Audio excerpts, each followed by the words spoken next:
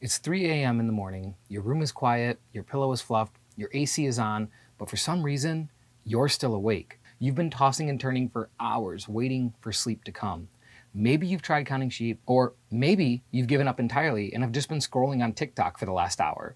All you can think about is, why can't I sleep? What is wrong with me? Maybe you blame it on the stress, or that Netflix binge that took you past midnight, or maybe even that burrito you had at dinner.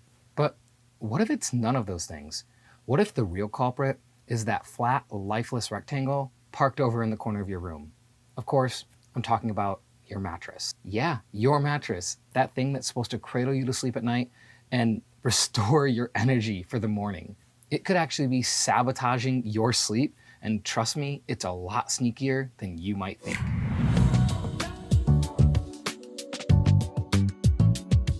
In today's video, we're going to be helping you to identify all the red flags that your mattress may be giving you so you can decide if it's maybe time to break up. Let's talk about the price of bad sleep. And no, I'm not talking about that $6 cup of coffee you have to grab just to survive the day. The price of bad sleep is high, like really high.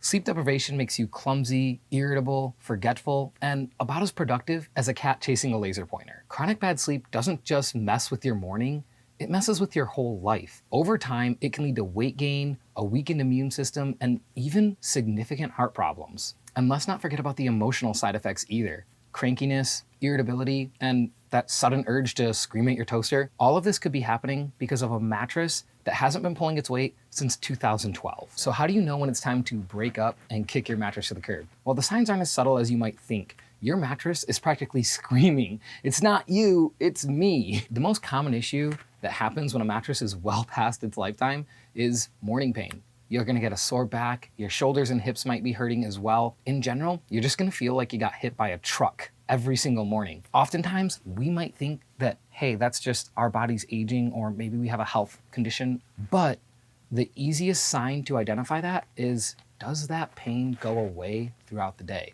If your pain is consistently getting better, it's not because you're getting up and moving, it's because your mattress is beating you up all night long. The next most common sign that you're going to see, and this is one that will be really, really easy, but for some reason often goes unnoticed, is sagging in your mattress. If your mattress looks more like a topographical map than, well, a mattress, we've got some big problems. And this is one that can often be subtle as well. Oftentimes, once you put sheets on, once you put your comforter on, once everything is on the bed, you don't really notice it. But what you probably do notice is, hey, there's a soft spot in the bed. Look at your mattress. If it's divoting, it's not supporting you. The next red flag is something that I, even as a sleep expert, had never really considered until I really dove into this subject to help people identify what's going on with their sleep. This is the most subtle and insidious red flags that your mattress may be giving you, and you might not even know it. I'm talking about dust mites. As we sleep, our mattress is basically acting like a giant sponge. It's absorbing anything and everything that it's coming into contact with, and pretty much all of the time, that's you. And this is a little gross, but as we sleep, we sweat, our skin cells flake off, and what do you think happens with those? The mattress absorbs them. As they go into the mattress, it becomes a breeding ground for dust mites. Studies show that on average, a mattress will double in weight over a period of just 7 years. All of that sweat and all of those skin cells act like a magnet for dust mites. Your mattress quickly can become a breeding ground for them, and dust mites, well, they're harmless to you, they're harmless to me, they're actually on both of us right now. Their excrement is known to cause allergies and other health issues, and your mattress could very likely be a massive breeding ground for them. And over time, they're just going to continue adding more and more weight and allergy-causing excrement to your bed, which is super gross anyway. The final red flag from your mattress is really just a question you have to ask yourself. Do you sleep better anytime you're away from home? And yeah, of course, a lot of us sleep better in hotels for various reasons, and we actually have a video about that as well. But if you're sleeping better on nights that you may spend on a friend's couch or in a guest room at someone's house, that's a huge red flag that it's probably time to break up with your mattress. Most people don't put really great mattresses in their guest room. It's something that doesn't get used very often, and let's be honest, we don't want people moving into our house, so we want them to be comfortable for a couple of days at most. On average, people just spend a lot less money on a guest room bed. Plus, they're not using it. So it's really just there to fill a need, not a desire, and not to grant great sleep. So great, we've identified all these red flags. We've helped you figure out like, maybe I should replace my mattress, but now I want to get into the science of what happens when your mattress isn't doing the job. When we sleep in 4 distinct stages. Stage 1 is your eyes are fluttering, you're kind of closing them, but if I say your name, like if somebody was to say, Ethan, I'm back, I'm present, I'm awake, but I was actually in very, very light sleep. And then we get into stage 2, which is light sleep. It's probably what your uncle or your grandparents are doing when you're hanging out at their house and they're kind of nodding off slowly. And they might be in their chair and you might have to go over and jostle them just a little bit to wake them up, but they're there and they swear they weren't sleeping, but they were. We all know it. Beyond stage 2 is stage 3, and that is deep sleep. Stage 3 is what most people think of when they think sleep. It's you're in your bed, middle of the night, you may be snoring, and if someone wants to wake you up, they're gonna have to really do something to disturb that. Either a loud clap, or jostling you awake, or a myriad of other things. But there is another stage beyond that, which is REM sleep. REM sleep is our stage 4, it's our deepest sleep, and it stands for rapid eye movement. This is a period when we dream, when our brains cleanse themselves, and when our body restores and rejuvenates itself for the next day. REM sleep is the deepest stage of sleep, and it is also the most critical stage of sleep because the most rejuvenation happens during REM. Here's the thing, it's only 15 minutes of a 90-minute sleep cycle. And if you're getting disturbed throughout the night, you may never even get to REM sleep. Every time you have a disturbance in your sleep, you have to kick right back up all the way to stage 1. And then you go through the cycle. If your mattress is actively disturbing that and stopping you from going through each sleep stage and completing the cycle, you may be sleeping a lot of hours, but you're not getting a lot of rest. That's why they say we need 6 to 8 hours of sleep a night. Ideally, we would have 4 complete sleep cycles every single night. That would give us 1 hour of REM. Most people, they're not going through those stages like clockwork. They're getting disturbed from a partner, from a mattress, from a myriad of other things. Whatever reason there is, they need more than 6 hours because their sleep is consistently being disturbed. If your mattress is really beating you up, you may need 10 hours to accomplish that, or you just might not accomplish that at all. And there is a huge price to pay when that happens. But here's the good news. Finding a mattress that suits your needs and will actually take care of you the way that you deserve isn't rocket science. It's actually really simple. When you're looking for a new mattress, there's only a few things to consider.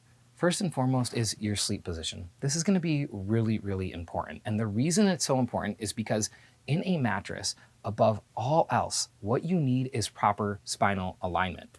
If your spine is out of whack and you're sinking into your bed or it's pushing your hips up too much, you're not going to get good sleep no matter what you do. So even a new mattress can disturb your sleep. But by knowing your sleep position, you can begin your journey by having a better idea of what might work for you. A side sleeper is going to need something a bit softer, so their shoulders and hips can sink into the bed, which will put their spine in a neutral position. Conversely, back and stomach sleepers are going to need something a bit more firm, because if your hips sink, then your spine's going to dip down, and that's not ideal. And the same thing is true for stomach sleepers. We want to keep that neutral spinal position above all else. But that's only half of the equation. The other half is pressure relief. If you're not getting enough pressure relief in your mattress, you're going to be tossing and turning all night long. A telltale sign that your bed's not giving you enough pressure relief is a sore hip or shoulder. Now, you could try to solve this by getting a mattress topper. By the time someone's getting a mattress topper, their mattress has already given out on them. Yeah, a topper will absolutely help with the pressure relief issue you may be having, but it's only going to serve to exacerbate the spinal alignment issues, which is why I never recommend super thick toppers. The only scenario that I would ever even consider that is if your bed is ultra firm and you need to soften it up and you don't have the budget to go out and purchase a new mattress. But enough about toppers. When you're out looking for a new mattress, the first thing you want to consider is this giving me proper spinal alignment? Am I in a neutral position? That is super important. After we've put your spine in a neutral position, we want to give you as much pressure relief as possible without compromising that neutral position. Because the idea is if you have a happy spine and you have enough pressure relief, you're going to sleep great. And that's exactly what we're looking to do. Now, this may sound daunting, it may sound difficult, but with all the information out there today, you can actually do this to a pretty good degree without any help, just by going online and learning more and more about mattresses and looking at what materials they are and who they recommend them for. This can absolutely seem daunting, especially if you're looking to buy a mattress online, which is becoming increasingly popular. Thankfully, there's a myriad of resources that can help you identify if this mattress or if a mattress is a good fit for you. And yes, this is time for a shameless plug, but right here, we're Sleepline, we review plenty of mattresses from price points, technologies, and brands, and we are more than happy to help you begin that journey. Check out our website if you have no idea where to start, because here's the thing. If you go on to pretty much any mattress website that's gonna help you pick a mattress, especially from really large retailers, something interesting will happen. No matter what you do, they're always going to recommend a very similar set of products to you because they're looking to maximize their profits.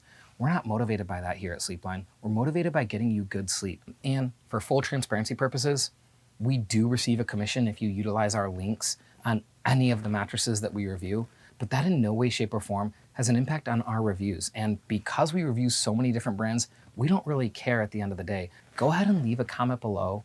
Let me know where you're at, what you're looking for, and I'll be more than happy to take a look at anything you're looking at or help you identify a good place to start, even if it's not one of the mattresses that we've reviewed or a company that we've partnered with. Because at the end of the day, what matters most to me isn't pushing a mattress over the curb, it's helping you. Anyway, my name is Ethan. Thank you for watching this video, and thank you for watching Sleepline. We'll see you in the next video.